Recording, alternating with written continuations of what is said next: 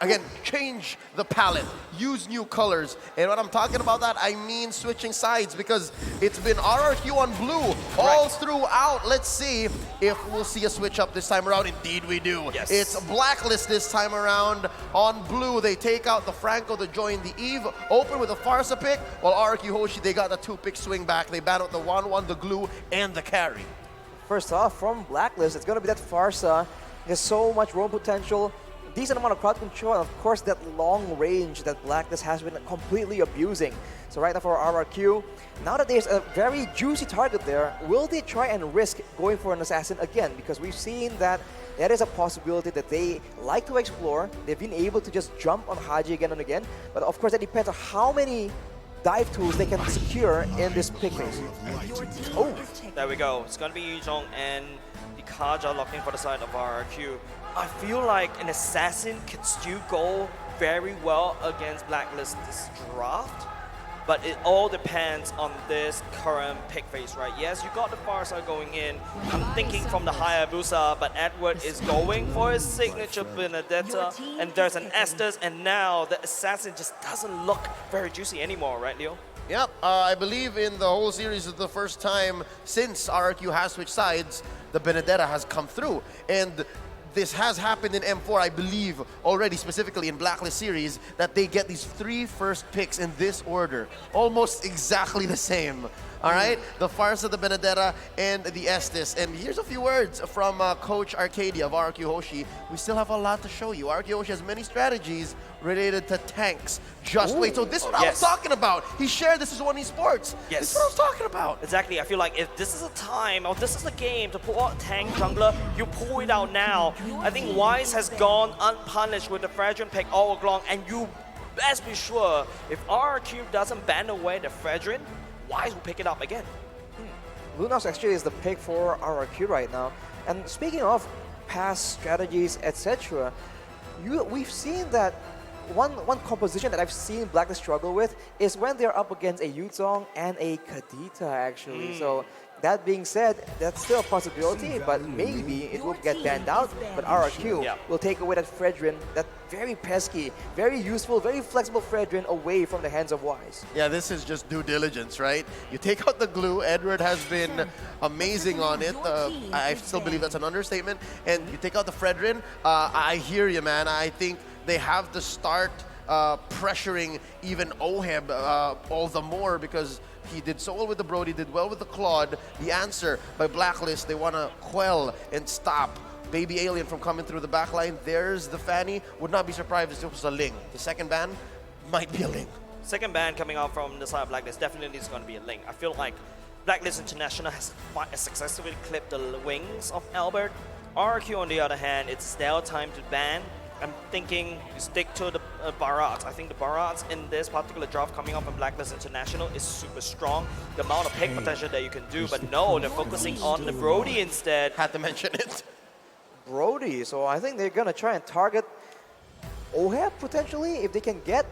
I mean, again, they have a Yuzong already with a Lunox, so if they can make sure that Oheb does not have a very secure, a very safe hero, they can try and shut him down, despite the fact that there is a Farsa and there is a Benedetta.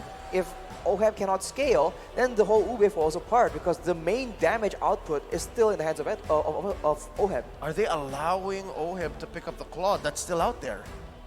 I feel like that's a very big question, right? I think when I'm looking at the bans coming up from RRQ, I may not be the best drafter out there, but here's my 2 cents, right? You're half banning, technically speaking, in the last point of time, but no, it's going to be Blacklist, limiting that gold lane, the marksman pool even further.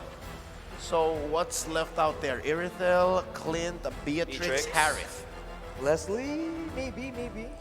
I mean, I'm a big fan of Leslie, but I feel like, I'm sorry, this is not her meta. Yeah, no, the Yuzhong is there. Yeah, not with when even Yuzhong over there, but wait, I haven't heard this in a long time, but ours, it's gonna be a Ling from Albert. That's the Baby Alien. Again, we read this second ban from Blacklist to be the Ling. Yeah. They didn't do it, and of course, that's a bait. RRQ obliges. There's the Ling. Oh, are you... A bait? Could be a bait. Could be. Like allowing it? Like, I mean, we've seen that they were able to completely shut down a purple buff reliant jungler. Correct. So letting the Ling go, this might be exactly what they're aiming for. But of course, Albert is no stranger to those situations, so we'll have to see.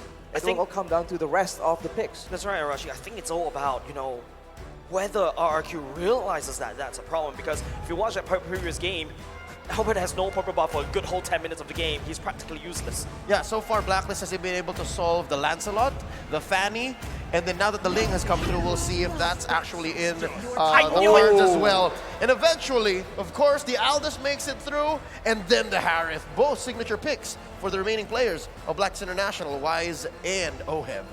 One more pick for RRQ to try and address this issue right here, but it's looking very, very solid. Signature picks all across the board for Blacklist. It's a bit surprising how we ended up here, but considering their hero pool, you can't really say you're that surprised for Blacklist. Now, I think the biggest question is a lot of stress, a lot of pressure will be on RRQ. It's up to Vin with the Kaja to try to pick up the right targets. Do you pick up, the Harith that's zooming around? Or do you pick up the Aldous that's going over to the back line that just wreaks havoc? It's basically like a dive comp coming out from Blacklist International as well.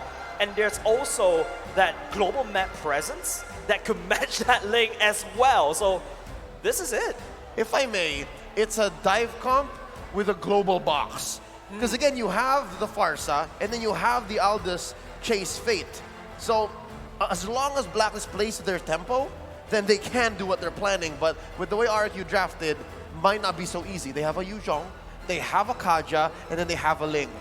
So there's a lot from the early, mid to late that they can do to disrupt Blacklist International. And this is a pattern we've seen from game number 1. When there are too many problems that Blacklist need to address in the middle of a chaotic fight, sometimes one or two will slip through, and that is all RRQ needs to try and get an advantage.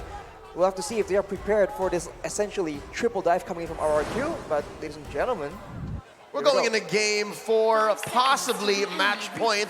In the studio, we are throwing it over to our Bahasa counterparts, but for all of you all around the world, welcome to the land of Dawn. This is match point. Blacks International sitting at 2-1 against RRQ Hoshi. Really, I cannot emphasize this enough. Match point is what's at stake here, ladies and gentlemen. This is game number 4 in the favor of Blacklist International. RRQ, it's up to them to try to equalize.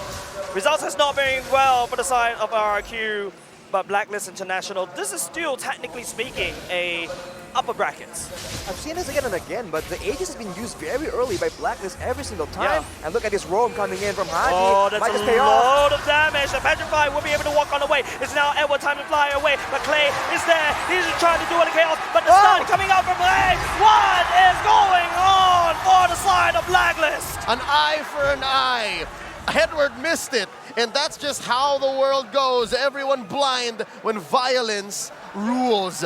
Oh man, this is what I was talking about. This is what we were talking about. Yeah. If RRQ puts so much on the board, Blacklist can't answer back. Another thing that RRQ needs to really pay attention and take advantage of this is the potential, the fact that early game, Blacklist should be weaker.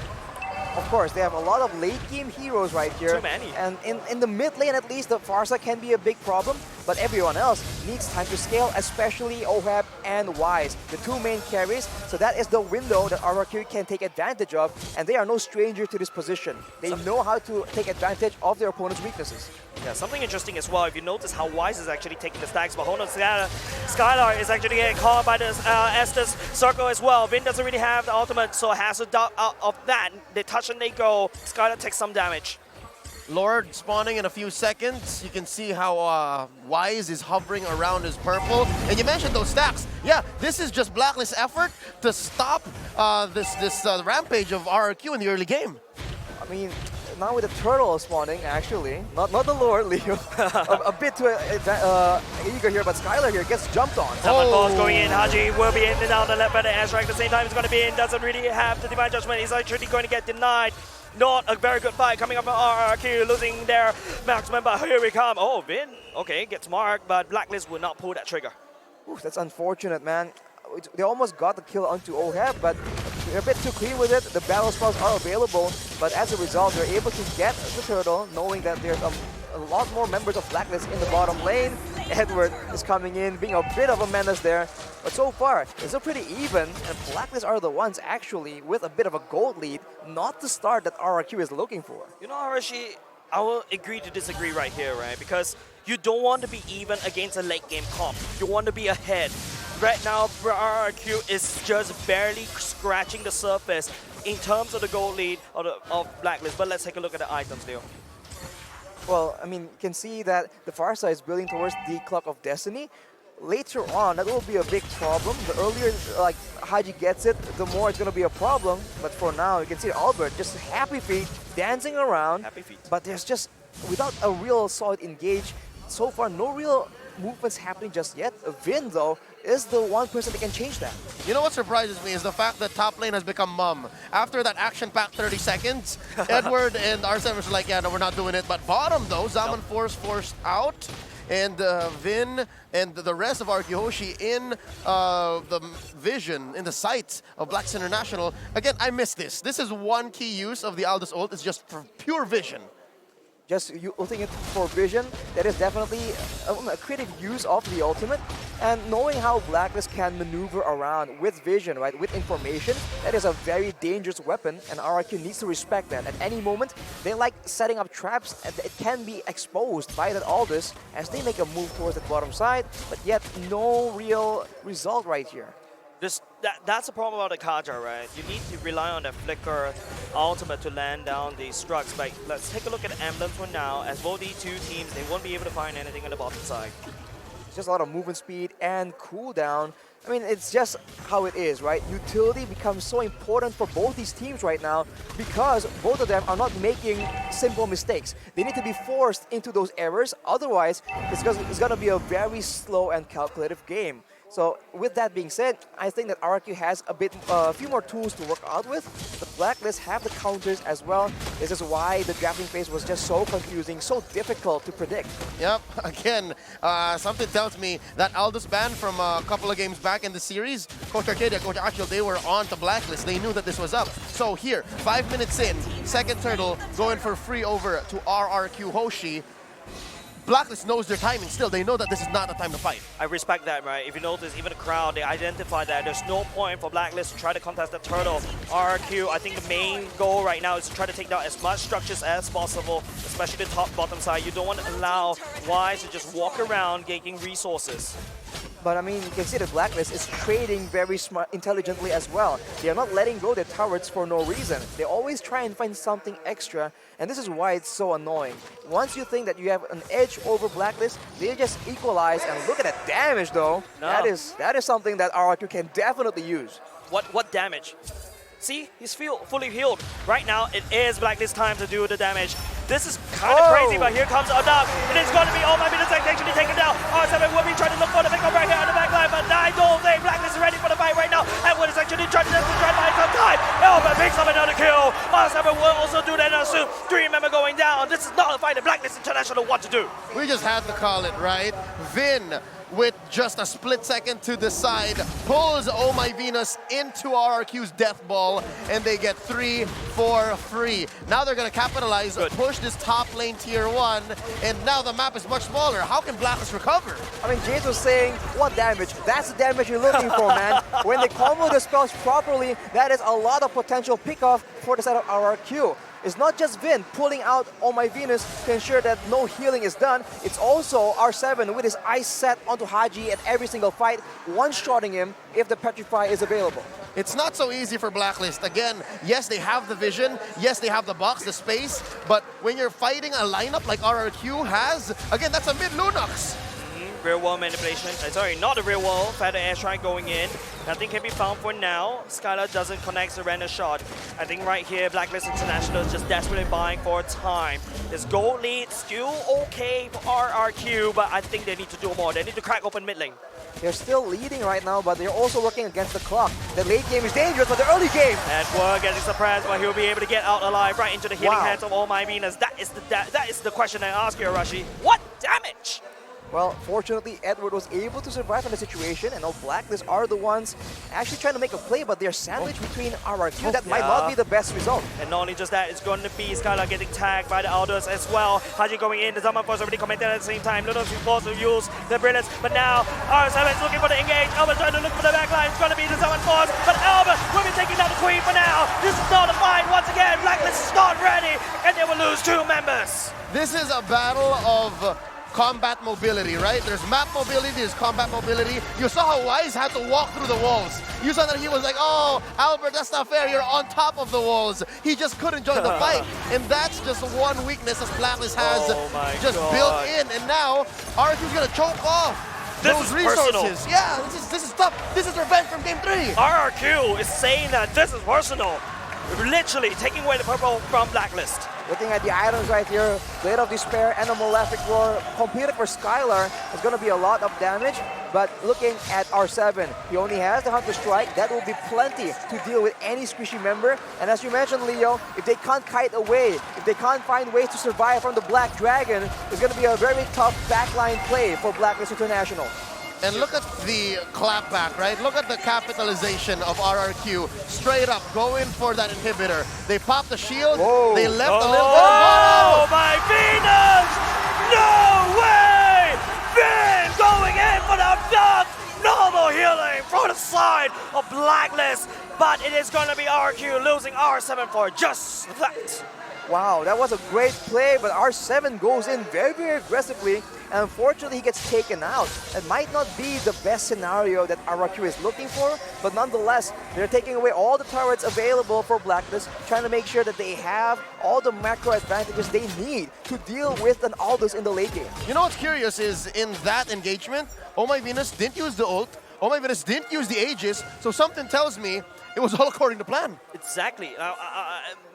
Blacklist, Oh My Venus has died probably 2 times already without activating the ult, without activating the Aegis. This is not a very good game. Blacklist is still not on form yet. Right now, RRQ, they have the tempo and they're trying to push as much as possible. This is, once again, a little bit too personal against Blacklist.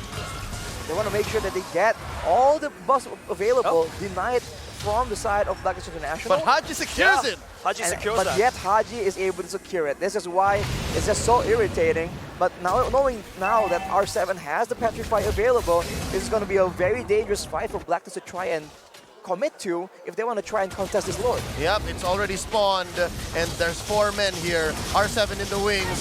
Clay just making sure that they make quick work of it. And just like that, Blacklist on the back foot. Wise securing what little resources he can. Run, Wise! Oh! That's all of RRQ on you! Vin, the conceal play going in the slow, and here comes the dog. Wise will be the victim of RRQ's feisty pickoff.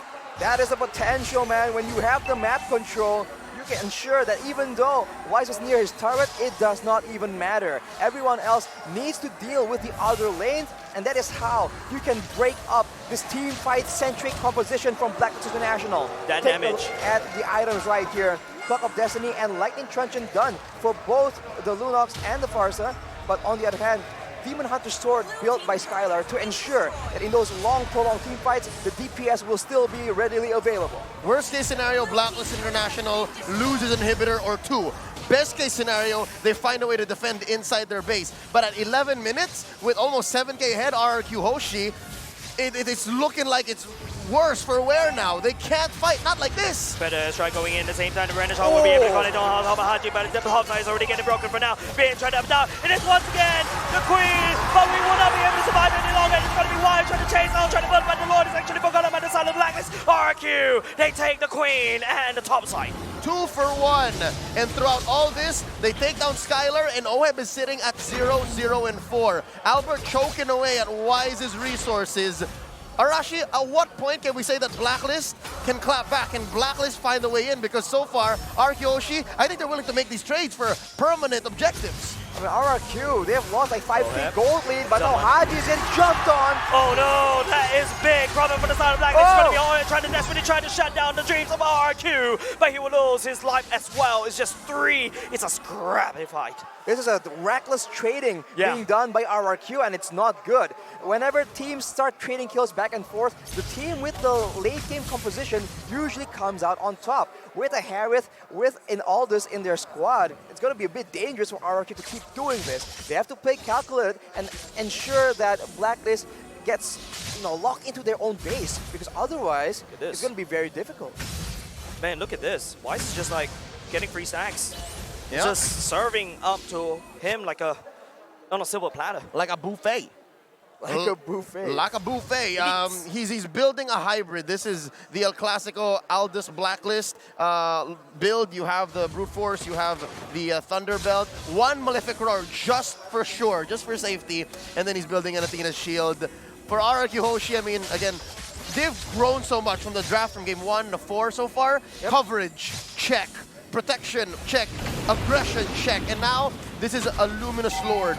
This could be it. If RQ takes this, and then they win more team fights, it's over. We're going to game 5. It's about the positioning of Haji. That's a lot of damage coming out with Skylar, but oh my goodness is around there. I don't like how oh my goodness actually positioned, and once again right into the head of Finn! Real one animation, this really trying to cover the damage, but R7 will be there. It's gonna be in the middle of the Blacklist International, but here comes Wise! He is hungry for the kills, and Blacklist International shuts down RRQ.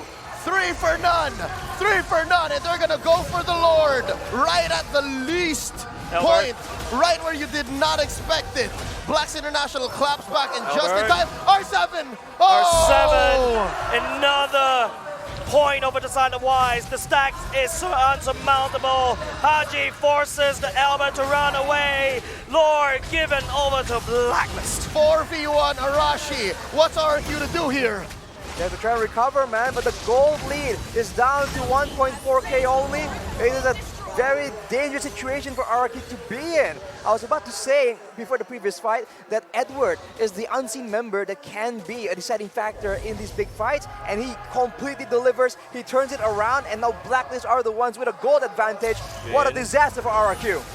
Once again, it's so weird to be fighting on this side of the map. Haji activated for the airstrike at the same time. Finn wouldn't be able to catch up for anyone for now. And it's going to be RRQ zoning the Blacklist zoning RRQ away. For the better part of 15 minutes, I get you, Jays. The fact that we haven't seen Blacklist cross the river in so long, that's just the result of the hard work of the mission accomplished by Agent Zero. You're right, Edward has been doing so much to draw lines across the map to make sure the Blacklist can make moves and can clap back the way they have now. And just like that, the gold lead swings over it. Is that, Albert failed! Albert take it! missed the purple and will get ultimate right now. It's Pandemonium over the side of RRQ as well.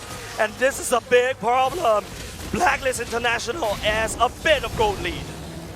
Off the bat, Blacklist International now has the lead. They have equalized in the gold division. They have a lead in range, and they also have a lot more sustain and an infinite scaling hero. On paper, this is a done deal, but RRQ, they are known to do something so crazy it might just work. That is what we're looking for right here.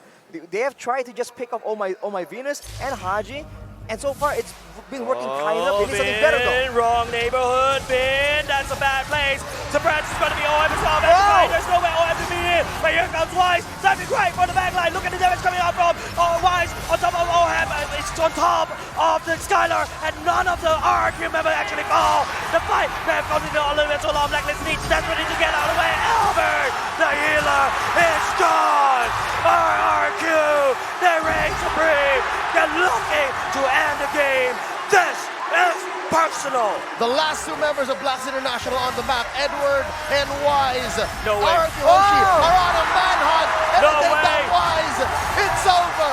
It's over. 5v1. Edward, he's fighting for dear life. Can he do it? Oh, I don't think so, Leo. RRQ will be equalizing the series. We're going to game 5, folks. We're going to game 5. The Sang Raja claps back. Not here. Not in our home turf.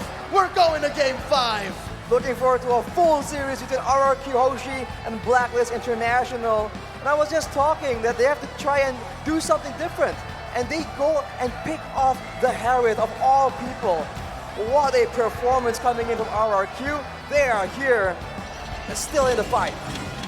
After Oheb went down, and after we saw Oh My Venus struggling to find who to heal, it was just too much to ask for Wise to finish anybody off, right? There were, 3 or 4 members of RRQ Hoshi that were sitting at maybe a fourth of their health. A single punch from that Aldous would have ended it, would have just turned things around, given that he is sitting on a killing spree. But RRQ Hoshi, they still kept their eyes on the prize. It was a close call. That was almost Blacks International dropping them to the lower bracket, but the King of Kings says, no, not today. Not in front of the kingdom, not here. I feel like this particular draft was literally the Queen's Gambit, right? They baited, not say baited, they allowed the link to come out, they picked the outers. But I think they put in so much investment into the late game, and I feel like that's not exactly what Blacklist want to do. Oh yeah. But with that being said, on behalf of Arashi and Jays, my name is Leo. We're going to throw it over to our analysts to break this game down even further. Let's go. This best of 5 has quickly transitioned into a best of 1 between RRQ Hoshi against Blacklist International. We have a lot to talk about in terms of the drafts, in terms of the timings, and we're gonna break it down here. My name is Ophel, Naisu, as well as Trex, where I kind of feel like we gotta talk about tempo first, we gotta talk about timing. RRQ Hoshi, they started this game guns blazing. Yeah, and I mean, the major thing, Vin. I feel like he struggled a little the last game. Same thing with R7, but instead of putting him on something heavy attack, heavy set like the Kufra, it was heavy pick. And he was able to find his mark, able to pick off Venus, and when you dethrone the queen, the kingdom rises. That's the thing, right? You know that when that Kaja's locked in here, you have a couple jobs, right? You either peel for if you have to, or you initiate. And a lot of the times it was Vin deciding to just initiate those fights, found the right target every time, like you mentioned, Trex. And when you take out that Estes from Ome and Venus, this gives you a huge advantage in team fight. We're gonna look at itemization as well as the hero picks, where I want to take this moment to actually discuss about the heroes being used and the timings, because in that game, Blacklist International, they were losing a lot in the early stages of the game, but almost immediately at that Lord fight where Edward just managed to get 3 people with the Petrify, they really almost turned it around for Blacklist International. And I want to start with Naisu. Blacklist International, why were they so strong in the mid/going to the late stage of the game? One word there, and that's Aldous. Right, I mean, now Wise had to have a lot of time to build those stacks. I mean, this is something we've seen from Wise before in the past. He has to build it up, get those stacks, and then usually that's a big threat alone. But at the same time, like you mentioned, I mean, we've seen Haji play the Farsa quite often now, but yes, Agent Zero on that Benedetta pick, it was very threatening, and there were some good moments there, Trex. Yeah, I mean, from the very beginning, as you mentioned, the tempo, RQ had to, I feel like they knew there was a lot of pressure. We have to push it this time because of the Aldos, right? So they, as you said, went guns blazing, and towards the mid, there was a little bit of shift. Wise able to get some more defensive items, able to get his stacks up so that he can be more aggressive, but in the end, RQ was able to cut the line and finish the game in time. We're gonna look at the post-game stats, and I gotta say, the entire crowd was roaring because both teams were able to use the draft to the maximum because both teams managed to achieve their win condition. Albert, the Rage got here 822 gold per minute, but the carry is still Haji. Not to mention the fact that going back to the draft, when that Lunox was picked in, we didn't actually know just yet that it was gonna go in the hands of Clay, right? It could have been into, I mean, we've seen it flex quite often, right? It could have gone to Skylar, but still, the fact that they played around that, they had the burst potential because when you have Kaja, you make that decisive action, you go for the pull, you need someone to burst them down. And this just allowed Skylar to eventually get to the point on that Beatrix where he was deadly, but also the difference here for Albert, able to have a much easier time in the jungle. He didn't have to worry about his purple buff being taken. Another important thing is Oheb didn't get to play range this time. He picks up the Herod. He has to get more upfront and personal, and this makes Haji a bit more of a target here. A lot more weight was on Haji's shoulders here, and he wasn't able to get the positioning that we saw him get in the past 2 matches. I like that you guys discuss about the draft because RRQ Hoshi, the way that they drafted, they made sure that they were building up the success because even in the bans, banning out the Fredrin were, again, being a nuisance, but also banning out the Brody, that kind of signals that, yes, they're going for an assassin pick because Brody is generally good against assassins when it comes in, and then they just stun it out. But with this being said, we got to look at the MVP, the guy that really pushes us to go to game number 5 for RRQ Hoshi. We gotta look at the MVP for this game. It's gotta be. Vin, he put, I would say, the entire country of Indonesia on his back, on his shoulders, because on again, his wings. On his wings, Vin, he did the most. I mean, it's just It was a pristine performance, right? I mean, the Kaja locked in here. You knew that was going to happen from the draft right away.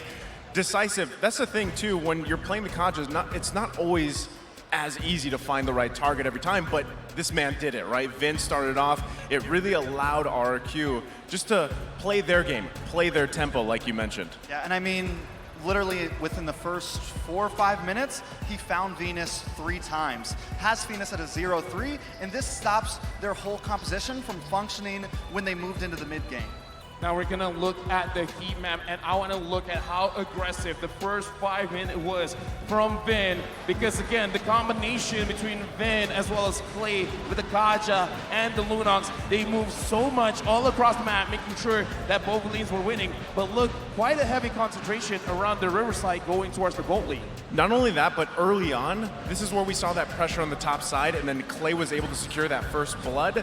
And when you're already on this bursty type hero, this also makes it even faster to clear the objectives, because what we saw was those turtle takes were super fast. Another important thing is we don't see him on the enemy side of the river too much. He's more of waiting for them to come to him, waiting in those bushes, waiting for that pick opportunity at this point. And like we said, he found it every time. Now we gotta look back into the highlights, because again, this is a very fast game coming in from RRQ Hoshi. They really dictated the tempo. So looking at the highlight from the very first start of the game, this is the first very big cash coming in from Vin, and R7 this time, he's not afraid. He will go in and initiate a fight. So at this point in the highlights, they already had that lead, and it's time after time that Vin's finding the right targets. That's Oh My Venus going down multiple times here. And even with Albert being able to profit on this and just have an amazing game on that, on that link, this really just transitions into an amazing game for RRQ. I think another important thing is it wasn't only the tempo of the game, but the tempo of their team fights. One would go in, then R7 goes in. They went in piece by piece and just chained up all of these team fights so well. Now this is the point when Blacklist starts to come back a bit. Everyone's on the edge of their seats, but I'm waiting for when's the big comeback, the big swing back. Now, looking at this is masterclass coming in from RRQ, because they understand that going up against Blacklist International, fighting in a team fight is very, very crucial. So understanding when to go in and when to go out is detrimental